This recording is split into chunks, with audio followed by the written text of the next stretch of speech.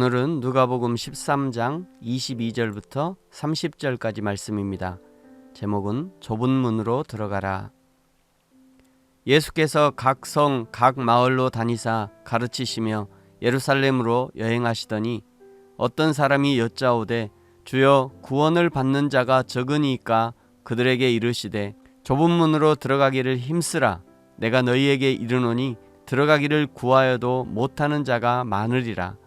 집 주인이 일어나 문을 한번 닫은 후에 너희가 밖에 서서 문을 두드리며 주여 열어주소서 하면 그가 대답하여 이르되 나는 너희가 어디서 온 자인지 알지 못하노라 하리니 그때에 너희가 말하되 우리는 주 앞에서 먹고 마셨으며 주는 또한 우리를 길거리에서 가르치셨나이다 하나 그가 너희에게 말하여 이르되 나는 너희가 어디서 왔는지 알지 못하노라.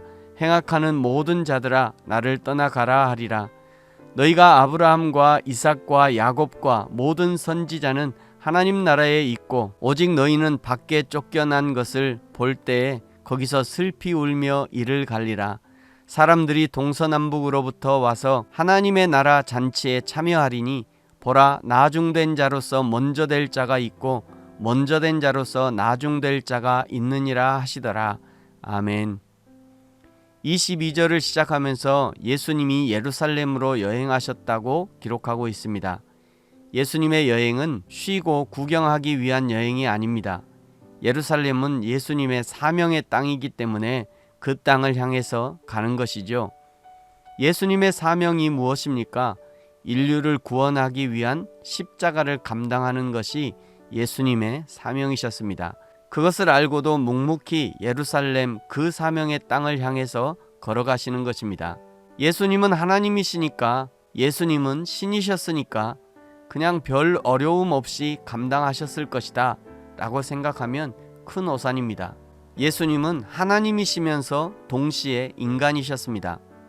예수님의 십자가 사명은 큰 결단과 각오가 필요하셨습니다. 그래서 예수님이 잡히시던 밤에 제자들에게 나를 위해 기도하라 하셨고 예수님 자신은 땀방울이 핏방울이 되도록 기도하셨던 것입니다. 오늘 사명으로 살아가는 그리스도인 역시 마찬가지입니다.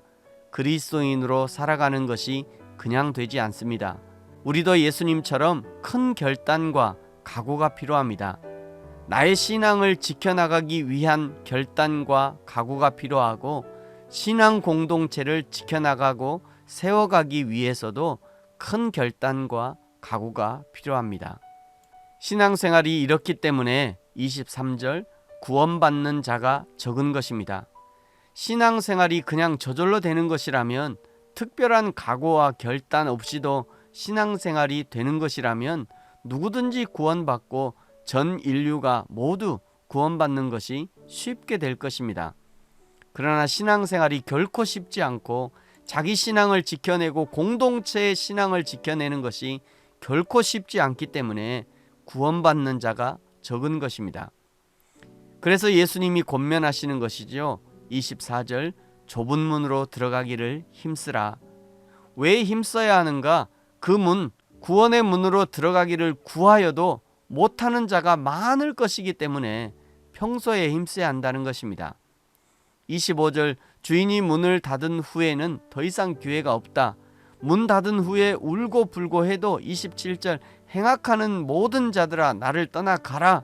28절 너희는 밖에 쫓겨나 거기서 슬피 울며 이를 갈리라. 그러나 29절 사람들이 동서남북으로부터 와서 하나님 나라 잔치에 참여할 것이다.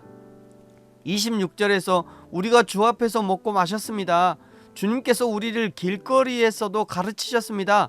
주장하지만 그러나 그들이 좁은 문으로 들어가기를 힘쓰지 않았기 때문에 동서남북에서 많은 사람들이 하나님 나라 잔치에 참여하지만 그러나 좁은 문으로 들어가지 않은 너희들은 하나님 나라에 참여하지 못한다는 것입니다. 그러면서 30절을 보십시오. 보라 나중된 자로서 먼저 될 자도 있고 먼저 된 자로서 나중될 자도 있느니라 하시더라.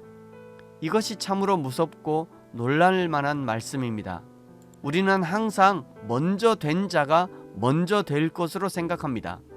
앞선 자는 항상 앞에 있다고 생각하고 우리 뒤에 있는 자는 끝까지 뒤에 있을 것이라고 생각합니다. 그래서 조금 앞선 자는 자기가 평생 앞에 있을 줄 알고 뒤에 선 자를 무시합니다. 그런데 그것이 자만이고 교만한 생각이라는 것이죠. 그것은 극히 세상적 생각이고 세상적 가치이며 세상적 기준이라는 것입니다. 하나님 나라에서는 전혀 그것이 통용되지 않는다는 것이죠. 하나님 나라에서는 나중된 자가 먼저 되는 것을 보게 될 것입니다.